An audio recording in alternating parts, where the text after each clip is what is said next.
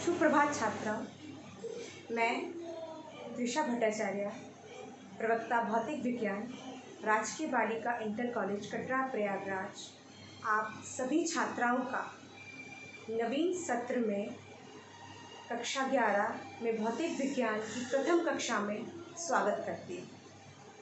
आज हम इस कक्षा में भौतिक विज्ञान के प्रथम पाठ का अध्ययन करेंगे, जो कि भौतिक विज्ञान के बारे में आपको परिचय देगा। भौतिक विज्ञान इसे इंग्लिश में कहते हैं फिजिक्स। ये वर्ड निकला है फिजिकल्स, मतलब भौतिक जगत। हमारे भौतिक जगत में घटने वाली समस्त घटनाओं का जब हम अध्ययन करते हैं तो वो भौतिक विज्ञान में के अंतर्गत आके उसको पढ़ा जाता है।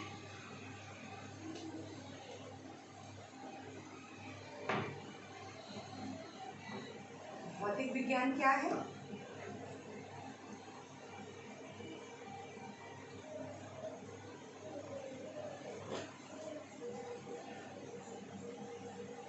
भौतिक विज्ञान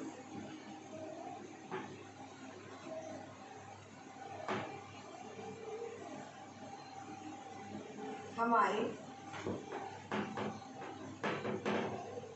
आसपास की प्रकृति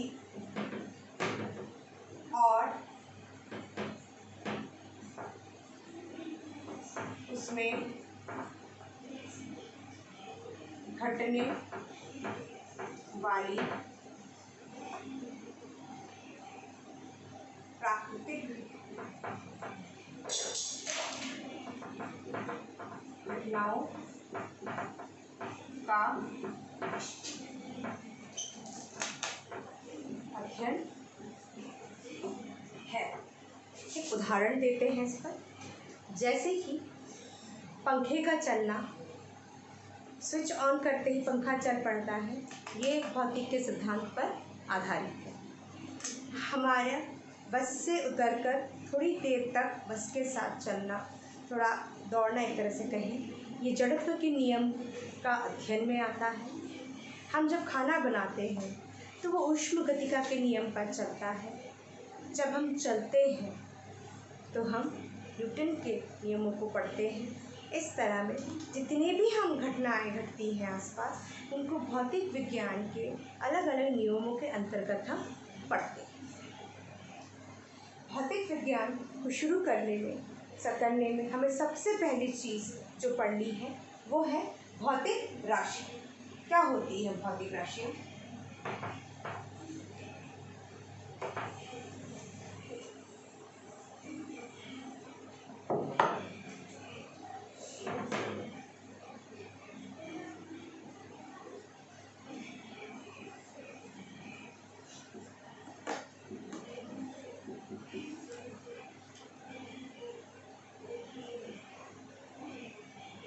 ऐसी राशियां जिसे परोक्ष या अपरोक्ष रूप से मापा जा सके,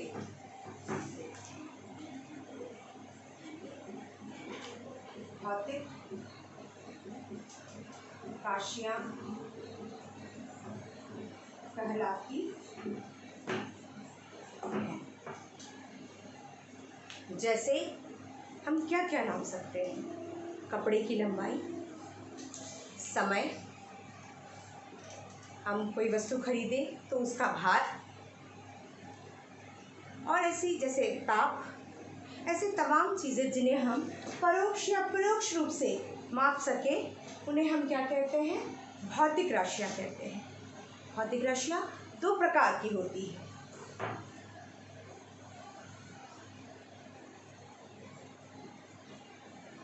मूल राशियाँ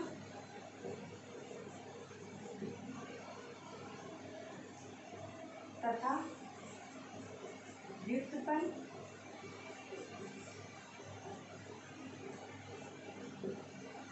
राशियाँ, मूल राशियाँ और व्युत्पन्न राशियाँ। हम एक एक करके इनके विषय में पढ़ेंगे।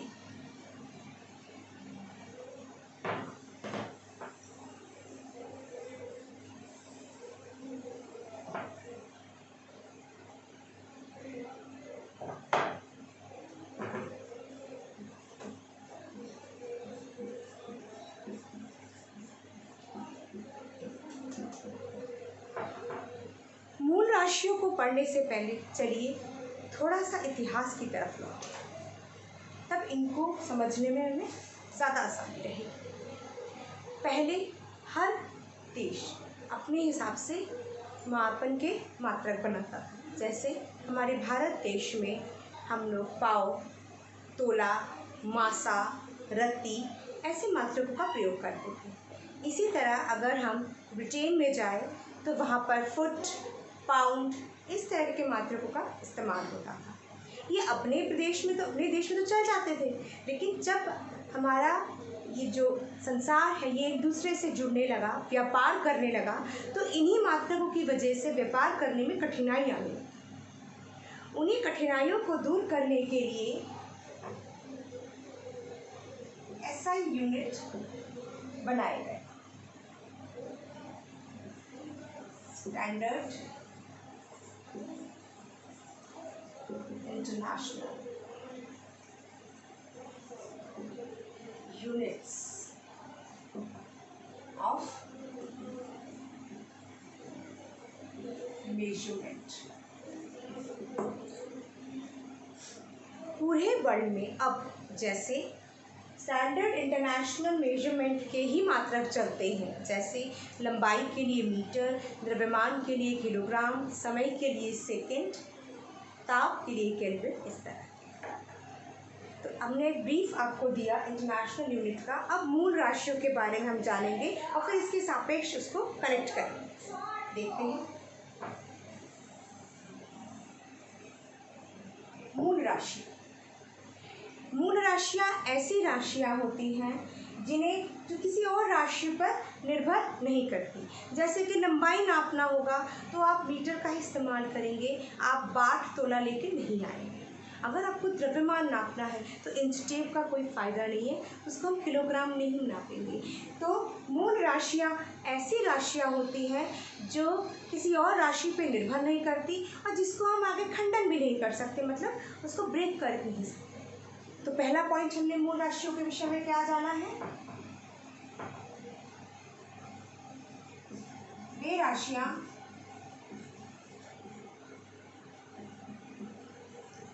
जो किसी अन्य राशि पर निर्भर नहीं करती, मूल राशियां कहलाती हैं। इसका मतलब क्या हुआ कि ये स्वतंत्र है, एक दूसरे पर किसी भी तरह से निर्भर नहीं करती। तो इसी में दूसरा हम पॉइंट लिख सकते हैं, मूल राशियां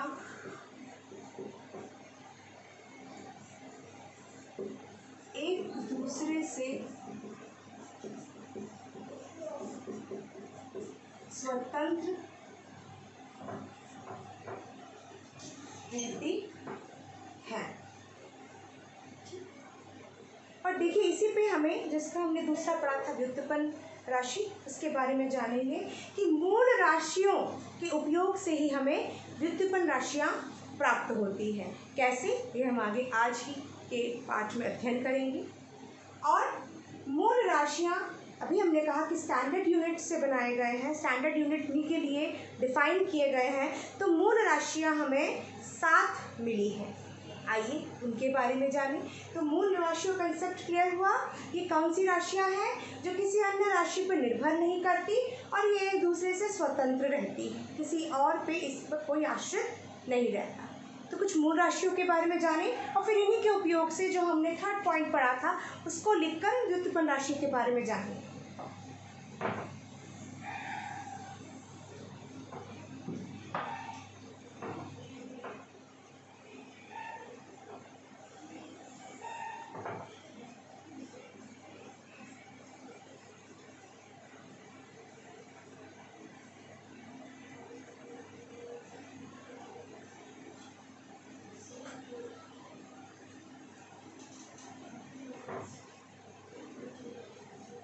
लंबाई,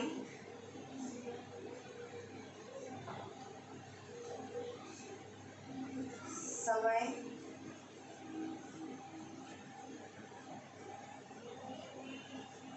द्रव्यमान, ताप,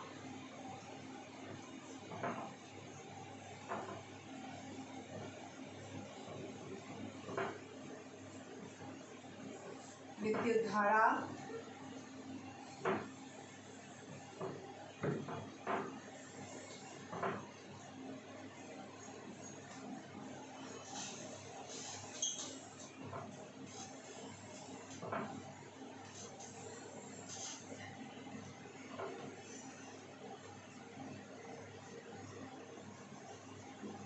पदार्थ का की मात्रा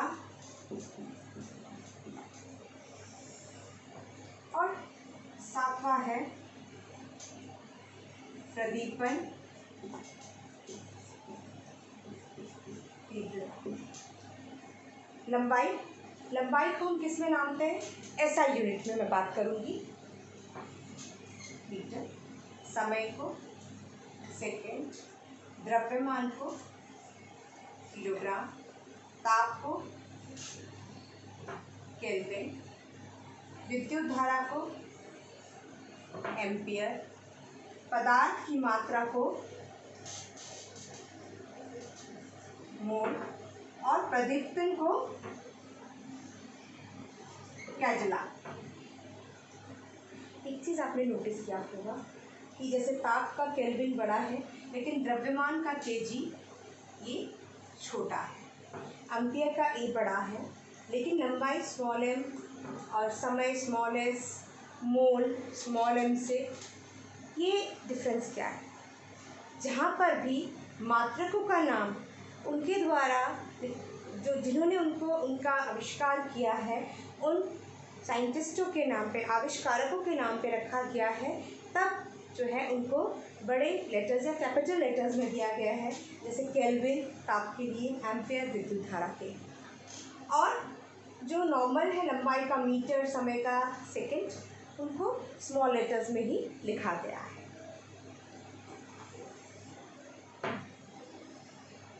इसके बाद दो सप्लीमेंट्री आपके राशियाँ और है। सप्लीमेंट्री राशियाँ क्या है कि पहले तो ये 7 डिफाइन कर दिए गए थे, फिर आगे आने वाले समय में ऐसा लगने लगा कि हमें 2 और ऐसे स्वतंत्र राशियों की आवश्यकता है अपने भौतिक विज्ञान के अध्ययन के लिए, तो 2 और राशियाँ इनमें डाली गई हैं। वो है पहला आपका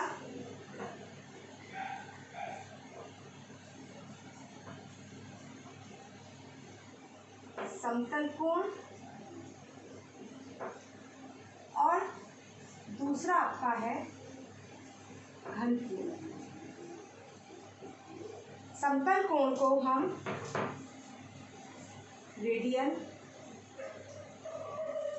RAD से दिखाते हैं और घन कोण को हम स्टेरेडियन SR से दिखाते हैं। समतल कोण कौन से होते हैं जो आज तक हम मैथ्स में, गणित में पढ़ते आए हैं? ये आपका क्या है? समतल कोण है। ये कोण हम पहले भी निकाल चुके हैं, 10वीं में, 7वीं में, 8वीं में, सब में। ये कोण जब हम थीटा से डिफाइन करके निकालते हैं ये समतल कोण कहलाता है। अब आती है घन कोण। घन कोण क्या है? बच्चों के बर्थडे पार्टी में आपने कैप देखे होंगे, कोण बनता है।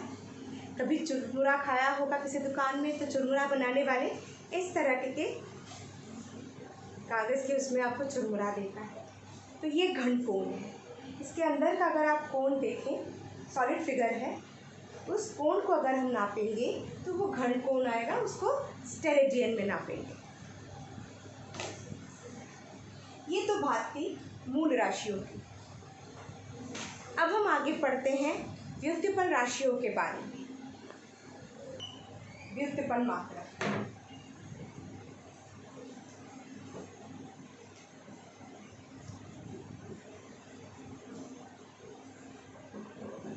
थोड़ा सा पीछे का याद करते हैं।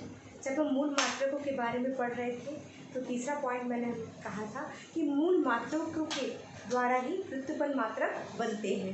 तो वही व्युत्पन्न मात्रक के बारे में हम पढ़ते हैं। क्या होता है व्युत्पन्न मात्रक? वे राशियाँ व्युत्पन्न राशियाँ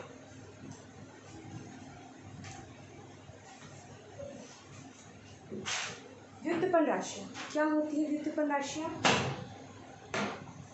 वे राशियाँ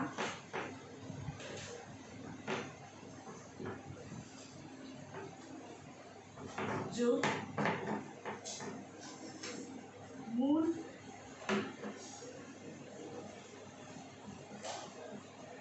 राशियों से बनती है उन्हें क्या कहते हैं? व्युत्पन्न राशि कहते हैं। व्युत्पन्न राशियाँ कहलाती हैं। उदाहरण लेके देखिए, जैसे चाल। चाल क्या है? आप सबने छठी कक्षा में पढ़ा है। दूरी बटे समय। दूरी हम किससे नापेंगे? मीटर से। और अभी हमने जो लिस्ट बनाई थी उसमें दूरी एक तरह की लंबाई है, किससे नापेंगे? मीटर से। उसका मात्रक लिखा और नीचे समय। तो ये हो गया मीटर प्रति सेकंड। आप इसको तो देखिए, दो मूल राशियों से मिलकर एक राशि बनी। ये क्या कहलाएगी? व्युत्पन्न राशि। ऐसे अगर हम बात करें वेग, वेग क्या है? विस्थापन बटे समय। विस्थापन ये आगे के पार्ट में भी हम इसको डिफाइन करेंगे, अपने 9th में भी पढ़ा है। विस्थापन क्या है? दो बिंदुओं के बीच की दूरी। इसको भी नापने के लिए आप लंबाई ही नापेंगे और लंबाई का मात्रक हमने क्या लिया है? मीटर प्रति सेकंड। सेम आया है। अगर मुझे त्वरण नापना तो क्या होता है? वो वेग बटे समय। वेग को नापा है अभी मैंने, मीटर एक था, ऊपर जाएगा तो भी -1 बनेगा। अगर अभी इसमें आपको थोड़ी दिक्कत आ रही है तो इसमें एकदम घबराने की कोई बात नहीं है। हमारे बाद इसके बाद का जो पार्ट है उसमें पूरा इसी को डिफाइन किया गया है और इस पर काफ़ी सारे प्रश्न भी कराऊंगी मैं। इसीलिए आप सिर्फ इसको देखिए कि व्युत्पन्न राशियाँ कैसी हैं।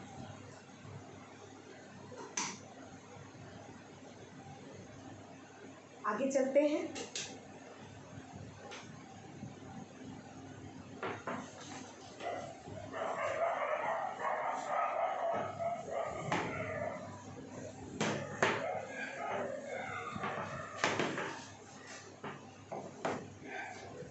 हमने राशियों की बात करी तो आइए अब हम मात्रकों की भी बात करेंगे। एक हल्का सा ब्रीफ इंट्रोडक्शन मैं आपको मात्रकों से दूंगी, उसके बाद हम चलेंगे विमीय सूत्र में। अब हम कहेंगे क्या होता है मात्रक। भौतिक राशियों, चाहे वो मूल हो चाहे वो व्युत्पन्न हो, भौतिक राशियों को नापने के लिए मात्रकों की आवश्यकता होती है। जैसे हमको द्रव्यमान नापने के लिए किलोग्राम की आवश्यकता है, लंबाई नापने के लिए मीटर की आवश्यकता है। तो अगर लंबाई मेरी मूल राशि है तो इसका मीटर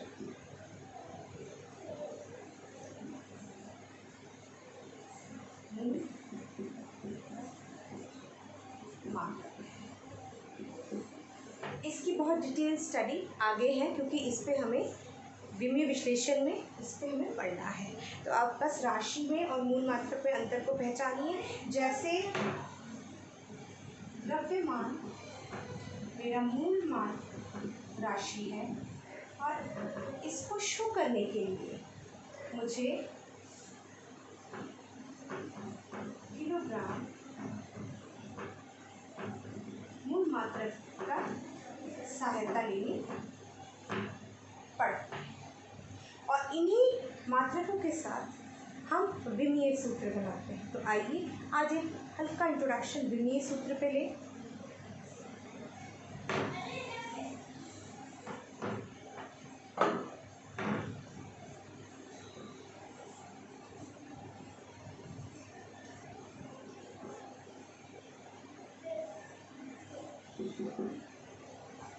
किसी भौतिक राशि की प्रकृति की व्याख्या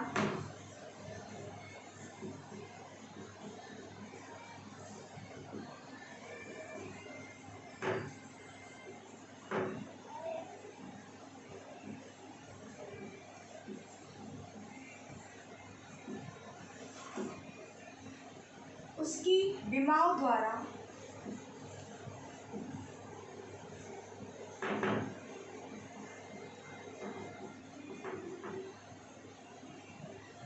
की जाती है। ठीक है, विमाओं द्वारा जैसे लंबाई भौतिक राशि है, उसकी प्रकृति अगर हम जैसे मान लीजिए अभी हमने चाल करा, हमने भी त्वरण किया, तो त्वरण के लिए हमने क्या करा, उसकी व्याख्या करने के लिए हमें विमाओं द्वारा उसकी व्याख्या करते, भौतिक राशि को उसके द्वारा हम रिप्रेजेंट करते हैं। जैसे और इसमें एक चीज़ और आती है कि किसी भी राशि की विमा को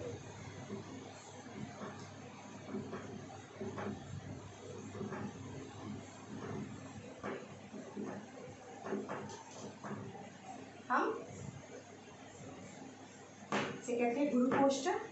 आप सब जानते हैं, हम गुरु कोष्ठक में रिप्रेजेंट करते हैं। कैसे?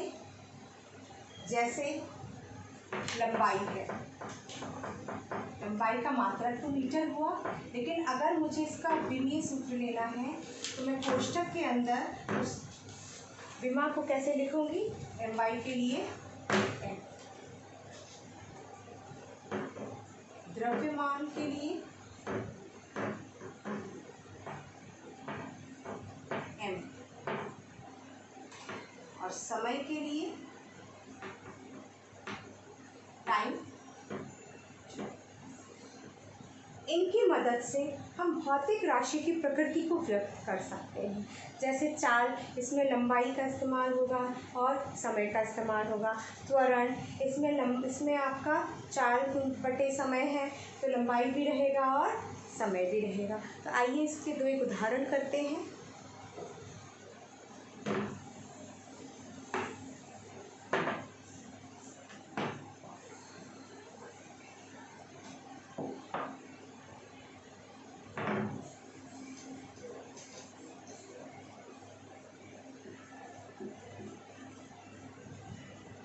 जैसे मान लीजिए मुझे क्षेत्रफल का निकालना है।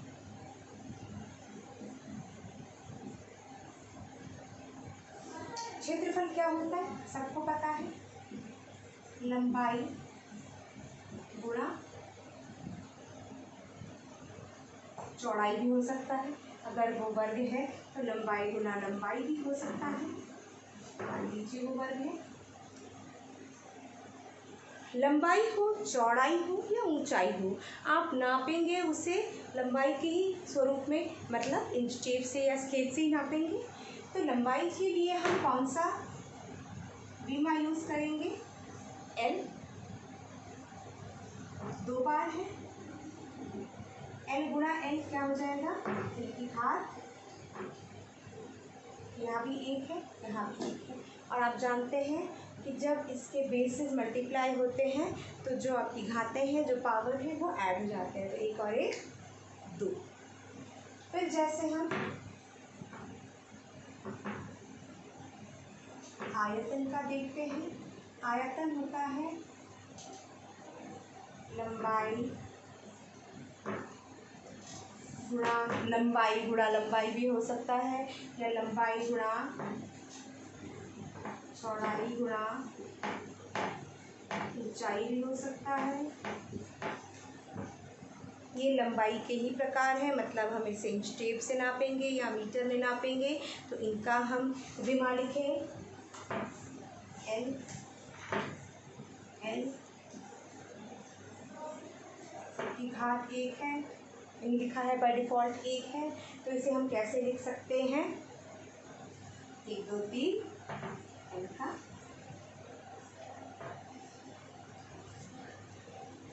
ठीक है, और आगे बढ़ते हैं।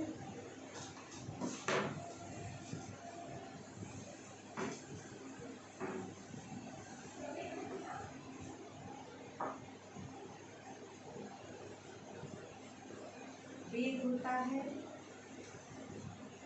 विस्थापन बटे समय। विस्थापन तरह की लंबाई है, समय को नापेंगे जिससे आपको पता है जब कोई चीज़ ऊपर नीचे से ऊपर जाती है तो उसका जो घात है, उसकी जो चिन्ह है वो बदल जाता है। अगर यहाँ पर 1 है तो ये LT-1 हो जाएगा। इनको एक साथ लिखेंगे तो LT-1 रहेगा। ये इसका ये सूत्र है। ऐसे ही हम काफ़ी जितनी भी भौतिक राशियाँ हैं उनके लिए हम जो है इनका विमीय सूत्र निकाल सकते हैं। अब आप कहेंगे कि मैम इतने सारे के लिए इतने फॉर्मूलेज मैंने लिखा है और भी मैं सूत्र लिखवाऊंगी, हम इतना सारा कैसे करेंगे? बेटा ये सारा का सारा जो है ये चैप्टरों में दिया है।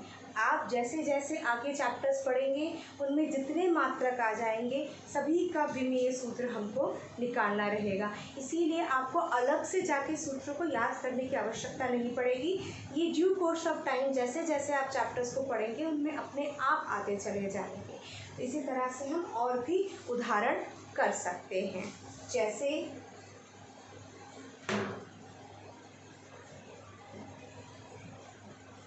त्वरण ये होता है वेग बटे समय। वेग का अभी मैंने निकाला LT-1, समय होगा T, ये ऊपर जाएगा, एक माइनस है ये ऊपर जाएगा, यहाँ प्लस का 1 है ऊपर जाके बनेगा माइनस का 1।